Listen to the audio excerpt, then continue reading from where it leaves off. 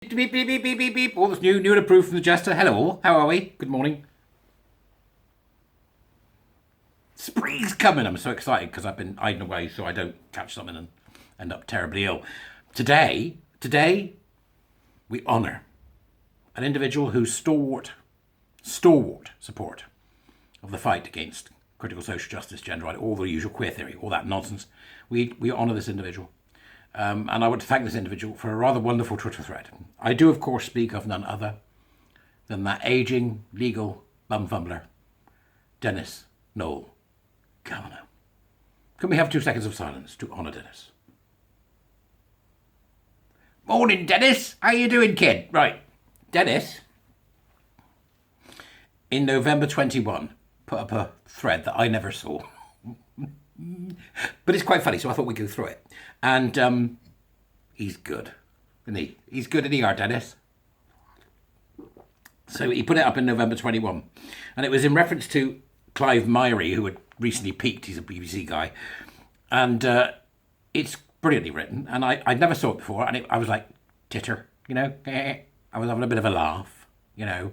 A bit of a giggle, as they say. There was an old joke around. There was something to do with scarves. What was that? Oh, yeah, it was the courtroom, wasn't it? And the judges sat there in the courtroom. And all of a sudden, this person comes rushing in. And face covered in a scarf with a hat on. And goes running along the front of the jurors and gropes the breasts of every single woman juror. And then runs out of the room as fast as he can. And the judge says, "Good Lord," he says. "Is this in order?" And the clerk of the court says, "Yes, my lord. I've got it down as a muffled titter ran through the courtroom." That's terrible. So let's have a look at this thread from 2021, which I didn't get to see, and I wish I'd had at the time because there was quite some reaction to it. Put together by our lovely Dennis. So he's saying here the newly turfed Clive Myrie. So this is done in a sort of Q&A, rather like Mastermind. So here we go.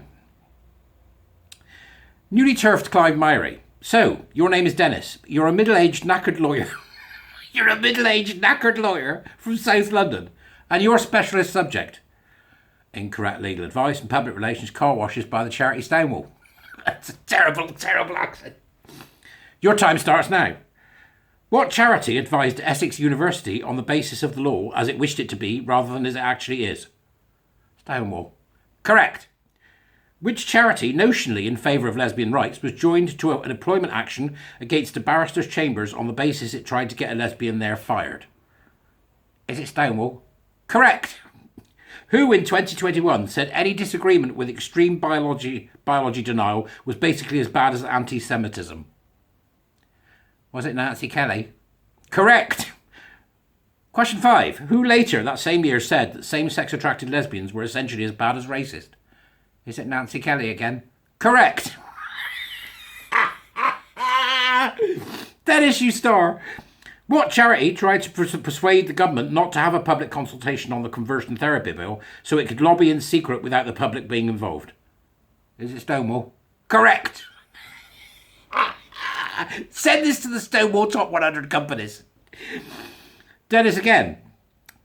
Your next question. Which charity briefly appeared on a... It's not Dennis, it's supposed to be the bloke from the BBC.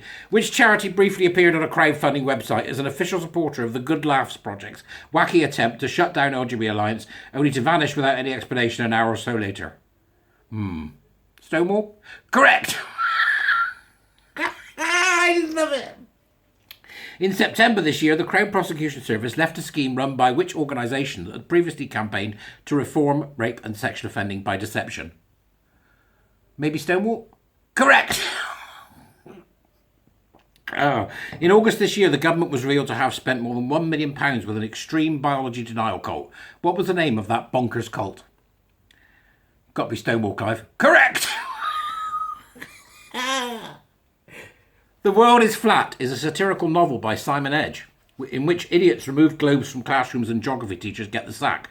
But what charity was it satirising? Was it Stonewall? Correct!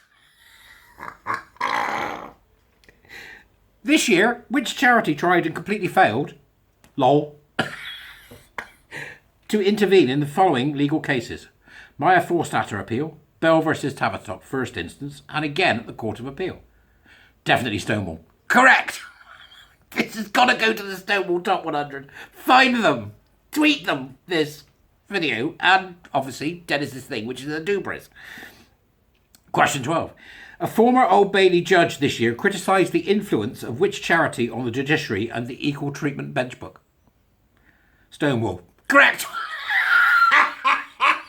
Dennis, you superstar! In July, Redbridge Library hired a rainbow monkey man for a kid's library with visible bum cheeks, saggy nipples, and a massive dildo. Who was responsible?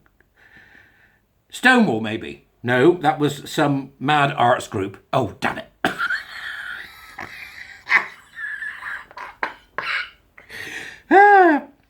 Supporters of what charity complained in April of this year to the Charity Commission that LGBT Alliance obtained charity status only to have their moans dismissed as emotional? Stonewall, gotta be. Correct. In 2016, Magdalene Byrne said, "Of course not, mate. They chop your cock off." Beep, beep, beep. I've started, so I'll finish. In 2016, Magdalene Byrne said, "Of course not, mate. They chop your cock off," about an employee of which charity? Is that the Badger Trust? No, I'm sorry, it was Stonewall again. Well, with 2 incorrect answers, you otherwise have a load of points, and apparently you attempt to pass as gay face, according to some of Stonewall's more excitable followers. Well done. Cheers, Clive. You're awesome. I'm glad you got this gig. I'm so sorry I missed this first time round. Oh, Dennis, you genius. You absolute genius. Oh. If you don't subscribe to Dennis and Clive, right, on the old YouTubes, Queen's Speech, Clive Simpson, who does brilliant work on serial killers as well. It's a series on, who was that awful Gloucestershire woman? Horrible little creature. Murderous bint. Oh, Rose West. He's done a series on her, which is fascinating. May challenge some of your assumptions. So I would go and follow the Queen's Speech. Is worth doing. But that was 2021. We're now in 2023. Even though I've said recently it's 2022, I've lost the plot, mind. Right? 2023, and the Stonewall Top 100 has only come out in the last few days, and boy oh boy, all of them got a bloody great big kicking by the lovely British general public. These companies need to wake up and smell the coffee. How can they not know? Right, so I have a theory about this. How can they not know? And the theory about this, how they can not know, is that actually they do know, or at least the nutters who are in the HR positions and EDI positions and diversity positions and the missionary positions or whatever position they happen to be in, they know. They're just not telling the board. That's what I think's happening. I think there is a mass deception going on. I think they're keeping hold of the information they've got about why all of this is a terribly bad idea and why it's homophobic and why it's misogynist and why it's dangerous to children. And they know. And they're sitting there every day of their life hoping the MD doesn't find out. That's what I'm thinking is happening, which is why I'm saying, tweet this.